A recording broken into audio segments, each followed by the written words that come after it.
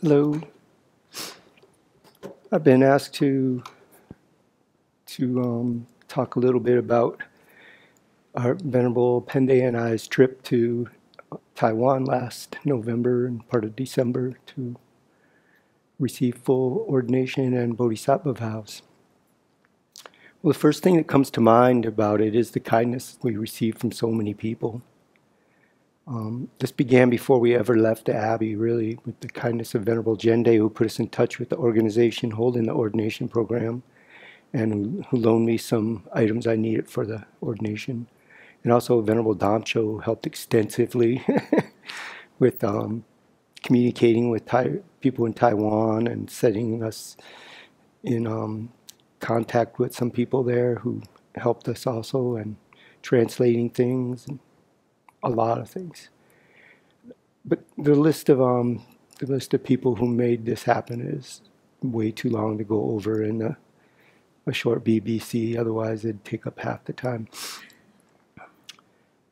All those who loaned or gave us the required clothing for the program, those who transported us, housed us, fed us, gave us guidance and befriended us, and some who went way out of their way to help us.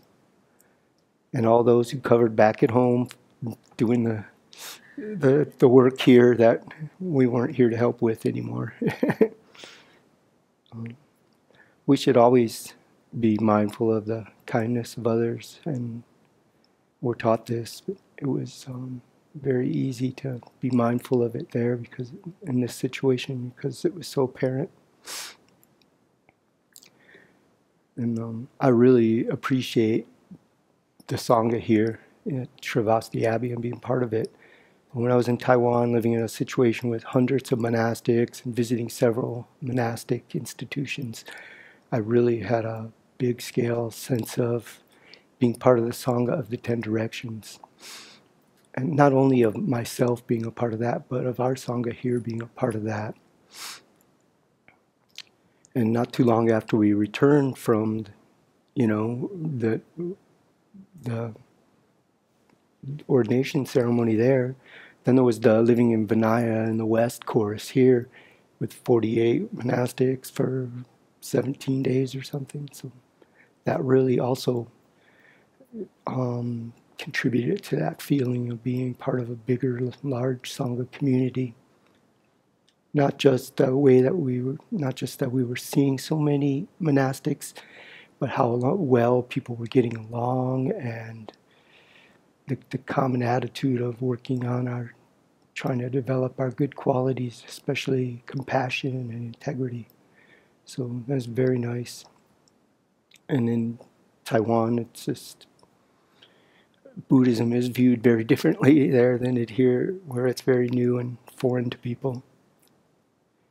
In the ordination program in Taiwan, we were there for 35 days in the program, and I think about 330 to 340 people completed the program. It took all 3 sets of the precepts, the novice precepts, the bhikshu, bhikshuni precepts, and the bodhisattva precepts.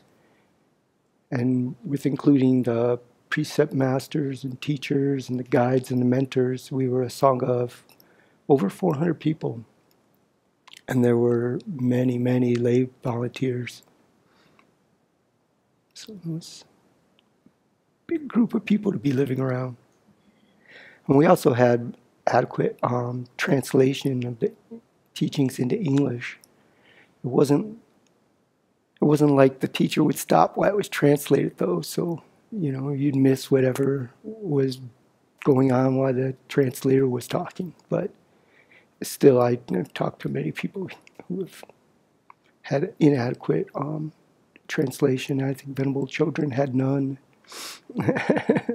So I was very grateful for that. And of those receiving the precepts, there was about 120 were monks, and the rest were all nuns. And it's about a third, which they said was the largest percentage of monks they had in their precepts. That usually it's less than a quarter. And I really enjoyed being around so many monks. I like being here and around all the nuns. But, we'd sit on our cushions and meditate. We sit and crowded knee to knee and, fix each other's collars, put a hand on somebody's shoulder, And it was just nice too to see so many monks. I couldn't converse with the majority of them because I don't speak Mandarin. In fact, I lived in a room with 5 other people, and I only knew 2 of their names most of the time I was there. One of them being Lo Song, and the other being Yan Wu. And it's just because there was so much going on. I'm not very good at pronouncing these words, and so I didn't really even ask them to pronounce their names for me till the last week I was there, when I felt like I had the bandwidth to remember it. But we communicated very well, and I felt very grateful. I felt like I had very good karma ripening to be in the group I was in, and in the room I was in. We only had 6 people in that room, and after some of the practice trainings of how to put on robes or work with the sitting cloth, when we'd be in the room afterwards, people would come into that room to help get things straightened out, because some of the people in there were very sharp, and they were very diligent. We wake up at 4:20 to the sound of a board on an intercom, so you'd hear the intercom come on with a doot doot doot, and then clank clank, and several of the other people would already be sitting up in meditation when I'd sit up. Yeah, so they were very serious about their practice, and I was very grateful to have the group leader in the group I was in speaks English quite well, as Yen Wu. And he was very kind and helpful, really nice person. And it's really nice to be able to, because I don't know how well I would have done if I didn't have someone help me with translation. And I met so many kind people on the trip. And it was really nice to be around all these great masters too, that have been practicing for a long time. There's so much compassion and grace, and very inspiring. And just before we left to go, Venerable Chodron told us to enjoy ourselves, and not meaning that this is going to be a pleasure trip, but to enjoy and not to be uptight, And it was very good advice. I received a lot of good advice from her over the years, and mostly through the Dharma teachings, So and it came in handy in cultivating the proper mind states for dealing with the challenges of an intense training program. And I consciously thought a lot about not being defensive when corrected, and being grateful for the training and the help. And that just was such a big ingredient in being happy and enjoying myself throughout the program. That's a big ingredient for us to enjoy ourselves in general, I think. Just to have a good mind, and it's a grateful mind is a much happier mind than a defensive one. Sometimes things weren't easy, because especially when I was sick, and I was sick over half the time. It was a 35-day program, and I think I had a respiratory flu for 17 or 18 days of it. And I was struggling with some digestive issues, and so. But still, most of the time I kept a good attitude, and overall I enjoyed the experience quite a bit, even the days I was sick. And on the 29th day, 3 days after I received full ordination, well, the full ordination went on for 3 days, so that'd be 2 days after Venerable Pende received it.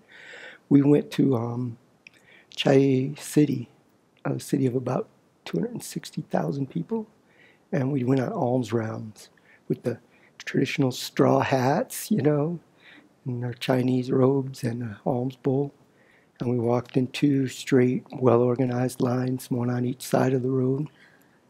And people stood on the side of the street and put coins in our bowls. And that was really cool to just see this bigger lay community that was very excited about people taking ordination. And all the money went to a charity. And we walked quite a ways, I don't know, maybe an hour, hour and a half. And we ended at a restaurant where we had lunch. which is good. And the restaurant had a Buddhist altar right in the main dining room. And they had a full-size, a large meditation hall upstairs. So we went upstairs and chanted in the meditation hall before lunch while the food offering ceremony was performed.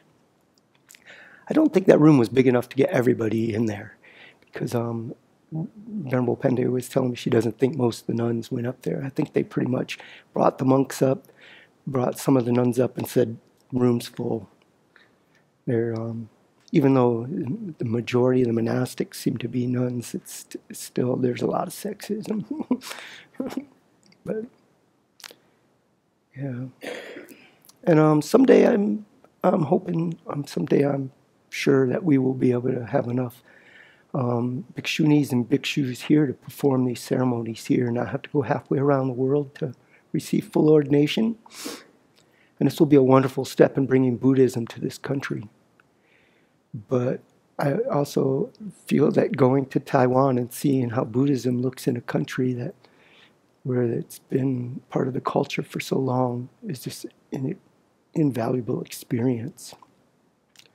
So while I was in Taiwan, I remember thinking that someday we're going to send somebody over here for ordination, and they're not going to come back. Because it is very nice. It wouldn't be me. I'm not very good with languages, and I'm committed to being here and trying to help in whatever way I can to bring Buddhism to this country.